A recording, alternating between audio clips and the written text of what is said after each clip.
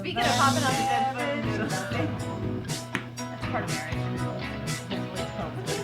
Good morning. Happy Monday, guys. Welcome back. We hope that we're starting off your week on a High note. Yeah, like happy fun foot. The fun foot. Hop on the fun foot. Nope. That is not what we're Hop talking on the about good today. foot. Stop it. Do the bad thing. Okay.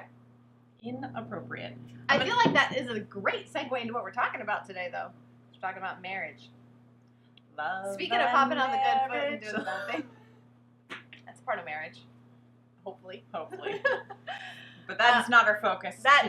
That's not. We do That's not our focus. and have an episode like that planned, potentially, but We'll see what happens. we'll see what happens. So today we are chatting all about marriage and keeping your marriage healthy and strong. Thriving. Yeah, and this again is from our perspective Mm-hmm. as mothers of many children. And we'll get into all of that in just a little bit. But that's what this week's episode is about. How is your Monday morning going? You've had more coffee than I have. I've only had a little sip. I made a smaller mug of coffee than you did. Oh. Because Well. I already had a cup of coffee at home. You know, didn't want to overdo the caffeine thing. I have not But had do you really want to know how my morning's been going? I do. I got up this morning. Genuinely care about you. Your hands are cold. It's really cold in here. Freezing. Well, it's fine, except for one thing. Y'all are going to have to forgive me because I'm going to fuss with my hair a lot today. They're used to that on this channel. I constantly touch my hair. I needed to wash my hair today. Today was a hair washing day. I got up, turned on my shower, went and grabbed my clean clothes to put on, took my dirty clothes off, standing there. Got naked. Buck naked in the bathroom, opened the shower door, and it's like, you know how sometimes you open the shower door and steam comes out at you? This was like ice water coming out at me. Our water heater went out overnight. There was no hot shower for me, and I am not the kind of person that can be like, forget it, I really need to wash my hair, I'll just get in a cold shower. You've obviously never been to Congo. No, haven't. I have not. All kinds of cold showers in Congo. Yeah, but when you It doesn't did get that, your hair clean. how hot was it outside? It was only in the 70s. It wasn't hot when I was there. Okay, well, it's in like the 40s, so chill. Either way, Regardless. cold water doesn't really get your hair clean. Regardless, dirty hair. It's not. I'm not feeling it. That's how my morning started. I did not get to wash my hair. First world problems. I lived. We're moving on. How has your week been? How's your day going? Good. It's been good. I went last night to an event here in Charlotte. We have this group that's been pulled together. It's called Ember Charlotte, and they pulled together an event with Jenny Allen from If Gathering. If you guys know and follow her, she came. Christy Knuckles, she's a singer. She came, and it was really an event. It's called like the Freedom Tour, and I was bummed they I were. couldn't make it. Yeah, I was disappointed that she couldn't make it either. But it was really, really good. And they had IJM, which is the International Justice Mission, come, excuse me, and talk to us and share about their mission and what they're doing. And it was incredible. Like, I just had tears flowing. There's things that, you know, and you read and you hear about, like, there's more slaves today than there ever has been in the history of mankind. Yeah. And as they're showing, and they work to, basically, the International Justice Mission works to free these slaves from all over the world, women, men, children, and as they're sharing the stories and, like, showing pictures of these kids, like, I was just weeping. I think it always hits a little close to home, like, very personally for me, because Noah was adopted from a place where child slavery is very much alive and well there. Yeah. And so I just, you can see your children in these children's eyes, and it just broke my heart. So it was powerful. It was amazing. I would encourage anybody to go look up International Justice Mission. I will put a link down below. Let's link it in the I description I box. need to go check that out. You can sponsor them monthly. That's what I chose to do last night. You can sponsor them monthly. You can give a one-time donation. So I will leave that down below for you guys to go check out and give if you can. It's an incredible organization that's doing awesome work. So that was my night last night. I'm super tired. I've got like bags under my eyes because I look lovely. rolled into bed like after midnight. I didn't sleep well. I'm just Also, I didn't sleep well because can I just tell you what happened? Well, I mean, you have to now. So, a couple nights ago, I went to go pee in the middle of the night, and I turned on the light, and when I looked at the back corner wall, there was a little, like, cockroach. It was about this big. And I was like, ooh! I peed and left. I have no shame in telling you that I left the cockroach there. I was like... We're in the South. We call them palmetto bugs here. It doesn't sound palmetto as bugs, disgusting. Japanese water beetles, whatever. They're huge. They're gross. roaches. This one wasn't super big. So I was like, okay, I will let you live. It's way too late at night for me to worry about you. Just, you can live. Well, apparently I let him live, and he grew into a monster. Because last night, I got home. I was so tired. I went, put on my pajamas, went to go pee, turned the light on, sat down on the toilet, and looked over where my laundry basket was. And I'm not kidding you, there was a small cat on my laundry basket. It was a cockroach this big, this big. And I was like, because now I'm in a situation. I've got my pants down. There's not much I can do. I'm peeing. Christopher!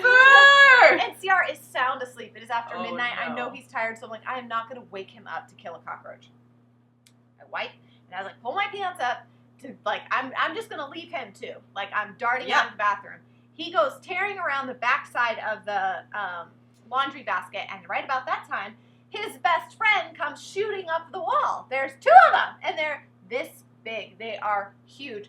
This is what I did. I turned the lights off. I shut the door, and I got in my bed, and I said, I don't know where. I am hoping that I'm gonna just like pray death for you tonight. Like, I'm hoping that you just, for no reason, you just die. You just fall over dead. Yeah. I think that's fair. I can't deal with it. That's because the rain. Yeah, it's so rainy and they come inside, but like I can't. Those bugs, the bugs that make like a sound if they crunch when you kill them. So he'll probably be there tonight. In which case, I will wake up CR. You should just use the downstairs bathroom before you go to bed. I'm not using that bathroom anymore. Let's set it on fire. just burn it down. That bathroom. Burn it Sorry, to the ground. just spit. Anyways, okay. Right. So we're gonna go ahead and do our comment of the week. Yeah, we found this one. It's a good one. Gosh, I was reading comments when we posted last week, and the second I read this one, I was like, oh, comment. Ask Angie. I texted her right away. She was like, this right is away. Where'd it go? Hold on. This week's comment of the week comes from Rachel Donnelly. I'm a Southern girl living in New Zealand, so the sister show notification comes really early in the morning. I watch with headphones when I get up to feed my baby. I even downloaded a special app so I could watch it while in China last week. My husband thought I did it for Google Maps. Nah, the sister show. You're just our favorite. You're just our favorite. Like, it made me laugh. It made me smile. I was like, oh, high five, Rachel. Yeah. Don't want to miss virtual the sister high show. five. Love that so much. Love it. All right, so this week's episode, like we said, we're going to chat a little bit about marriage and keeping marriages strong, because the reality is we've both been married for 13 years. 13 years. 13 years. And I have 7 kids. We're about to have 7 kids. And so the beginning of our marriages, I don't know about you, but like we have not had like weekly date night and all of that kind of stuff. No. We have had escapes and getaways, and we have had date nights, but it is not a regular thing. So I think kind of what we want to talk about is thriving in your marriage. Yeah. Specifically when those things aren't possible for you. Yeah. Due to family circumstances, financial circumstances, support around you. Yeah.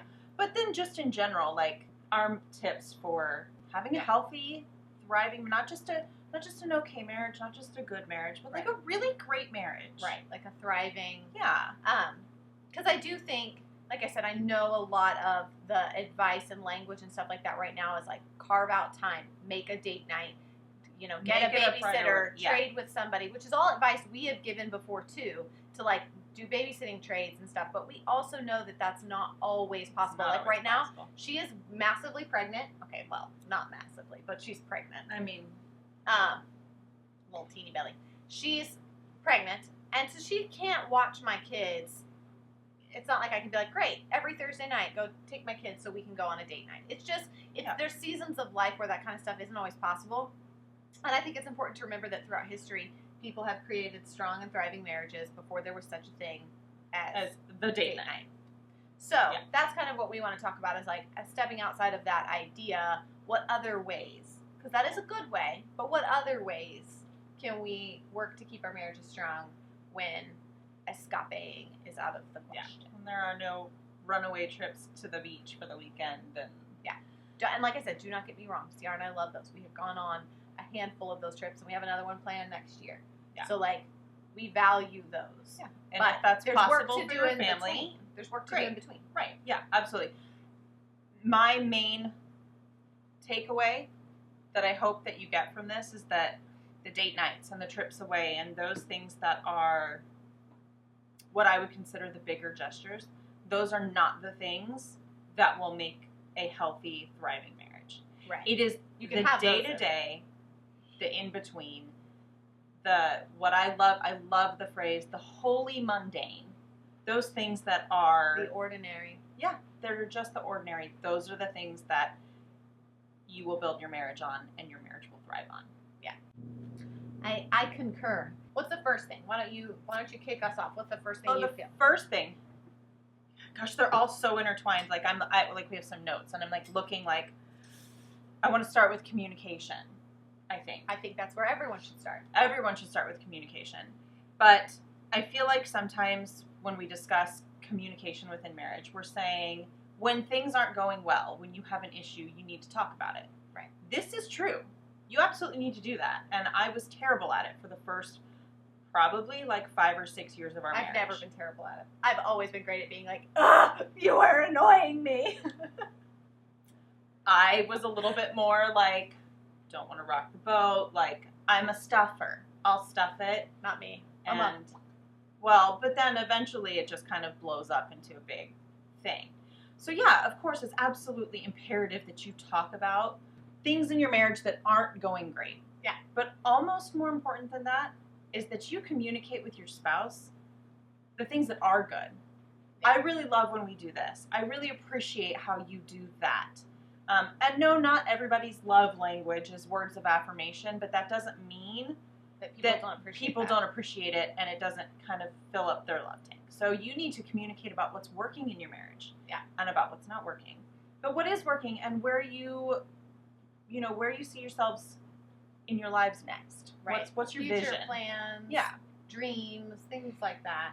And I to play off of that, I think one of the things that we both feel like is important is understanding yourself really, really well. I think that a lot of the reason that I enjoy so much like personal development and like self-help type things is because the more I know about myself, the better I can like relate to other people, and the better I can understand like why I'm being this way. Because there's times that I'm like, why are you being so crazy?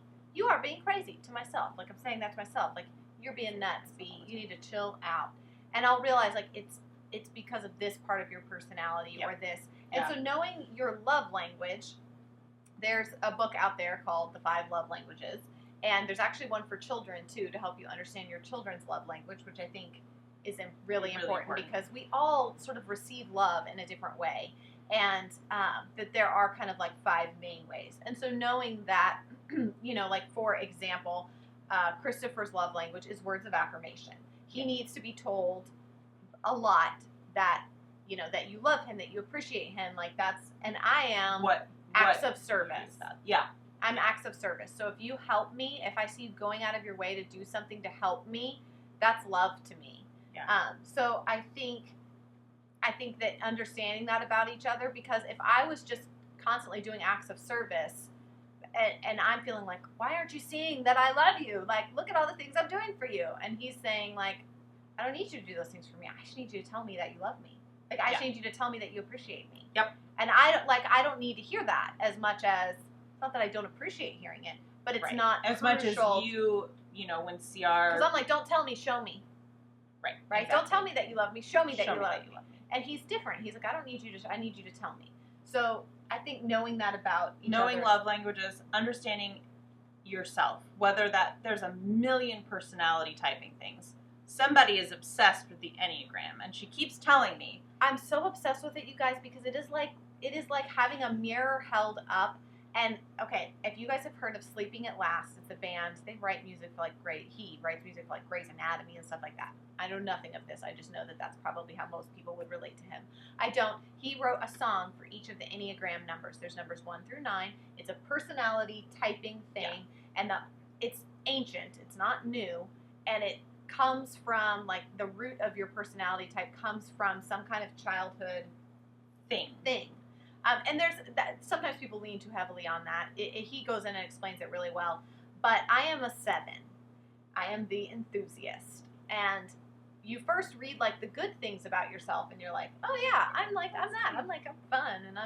And then you read the, like, at your best, you're this, and at your worst, you're this. And you're like, that is so me at my worst. But it's fascinating. Ciara's a 3. He's an achiever. And so it actually helps us in our marriage to understand each other again better, because I know what's driving him, and if I understand more about, like, his personality type, I'm understanding more of what is behind the surface of a lot of the things that he wants, that he needs, that he thinks are important, that maybe I don't value at all, and I'm like, why do we even care about that? And I can see. She keeps trying to get me to figure out what my Enneagram number is. Is there an Enneagram type that feels overwhelmed, and when they take the test, they don't know how to answer them, and they're like, but is this really me, or is this who I want to be, or is this who I think I am? Is this true? Like, I don't know, because I'm riding the struggle bus on trying to figure out my Enneagram type. Well, first of all, there's the book that I shared in a video a couple weeks ago. You should check it out, The Road Back to You. I've heard of this. That will help you. Anyways, okay. So, understanding yourself better. Yeah. Understanding yourself, understanding your spouse, these things can help you communicate better. I also have ADD, so that's why stuff like that happens. Squirrel. I apologize. Yeah. So, yeah, and while I don't know my Enneagram number, and I don't know Peter's Enneagram number, we've done other assessments. Most recently, we did the DISC assessment, which is another personality type assessment that helps you kind of understand how you communicate with each other. All right, so let's chat, like, boots on the ground. If you are not going out for a date night, what do you do? Like, what are some things that you and Peter do to spend some time together apart from your kids if you're not going out on date night? So there are 2 main things that we do. The first thing is we both get up pretty early in the morning. Pete's usually up about 5:30. I'm usually up about 6. So by the time that I get out of bed and go downstairs, the coffee is ready. And we will sit downstairs. Sometimes we may only get 15 minutes before the kids wake up, but sometimes we might get an hour before the first child starts, stomping down the stairs. And sometimes we sit and we chat. We talk about, church stuff and kid stuff and work stuff. And sometimes we just sit together in silence and drink our coffee. But just the act of physically being together in next to one another, just this kind of ritual is a really great way for us to connect with each other. When, we have pretty busy lives between work and church responsibilities and friends and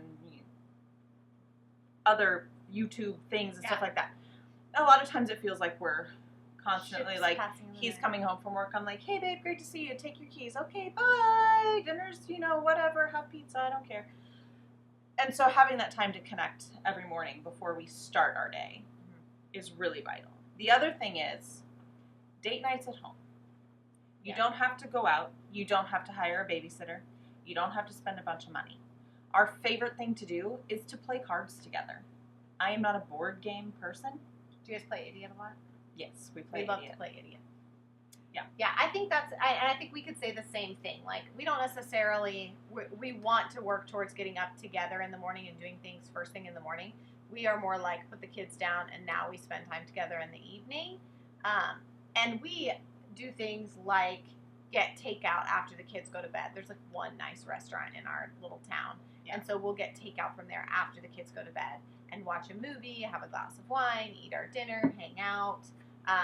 But that is like my favorite way to spend time together is just hanging out and talking and I mean sometimes we'll just watch having a movie. Fun together. Yeah. Not even having the deep conversations and the spiritual conversations and the big conversations. Sometimes just sitting down together and playing a game of cards and tossing little insults back and forth to one another and just having a good time. But I mean, and that's together. what we try to do, even when we're with our kids. Like if we're going out somewhere, like Ciara and I we try to keep things very like fun and lighthearted between us. And I think sometimes people are like, oh, you're mean to him, or you guys are mean to each other. Like we're not. We like to pick on each other. It's the way that we just like keep things kind of flirty and fun. Mm-hmm. Is to just kind of joke around and pick on each other. It's just we try to make sure that we are, as best as we can, having fun when we're together. Even when we've got 7 kids with us. Like even when the things you're doing aren't fun. Right. And we have to be able to laugh to get through some of the crazy things that happen when you have a bunch of kids and you're going out somewhere or doing something, even just day to day at home. Like we spend so much time just looking at each other going like, is this really happening right now? Yeah, because it's like we were a thing before all these kids came into our lives, and we will be a thing after all these kids are gone from our lives. And so having fun and enjoying being together is something that I very much like cherish and hold on to. I don't ever want us to get to a place where we don't have fun together. Because I want to be able to have fun with him too after, and it's kind of hard to pick that up 20 years later, 30 years later. And I think that is one of the benefits of the fact that we've known each other since we were 13 and we were best friends before we dated, is that we've been able to carry that friendship through, so that even at times when I'm pregnant with the twins and I'm really sick and the romantic part of our relationship is kind of non-existent. Non-existent in that season. The other parts of our relationship just get stronger. Yeah. I think you said the word friendship, and that's so important. You and your spouse, you should be each other's best friends. Mm-hmm. Now, I'll tell people my sister's my best friend, and she is. I talk to you about everything. And I feel like you share everything. We share everything with each other. But first and foremost, Peter is my best friend. And I would be remiss if I didn't add to this list of things of importance, is that our faith is central and integral to our healthy marriage, and being honest with one another about where we are spiritually in our walks with God, and being able to pray for one another, and keeping the focus of our marriage on a marriage that's honoring to God helps to draw us closer to each other. Yep. So I just have to throw that out there, because I wholeheartedly agree. All the rest of this for us wouldn't be possible without that central. That for piece. Us, Yeah, in our relationship, that is kind of the glue that holds everything together. I agree. So any final thoughts on keeping the marriage strong? Like I said, we're going to save the brown chicken, brown cow talk for a whole different We'll cover that some other time. We'll cover that some other time. Have fun with each other. Be honest with each other. Communicate well. Like I said, go forth and love one another. Like I said at the beginning, it is not the weekend getaways and the monthly, weekly, bi-weekly date nights to a fancy restaurant with a babysitter and all that. Those are not the things that are going to build a healthy marriage. Yeah. They can certainly help. But the foundation comes in your everyday life. Yeah. And I'm somebody that always looks to the past to see when someone tells me well, you have to do this and this is necessary. I'm the kind of person I always let me just look back and see well, how did all of humanity do that before that was possible? I'm very skeptical in that way. So I'm sitting here thinking so do we really think that Jesus' mom and dad, we think Mary and Joseph were okay, boys, mommy and daddy are going out for date night. Right. So I think it can absolutely add something extra. Yeah, absolutely. But I don't think that it's 100% necessary for having a good, healthy, strong marriage. And I know that because I know lots of people for whom that is not possible at all, and they still have good, strong marriages. So get a date night in if you can. We try to. I want to be careful that I'm not making it sound like we don't. We try to. We have one planned for 2 weeks from now where she's watching our kids with Ciara and I can go celebrate something that we want to celebrate. Excuse me. It's not actually a date night, though, because I can't stay awake past about 8 p.m.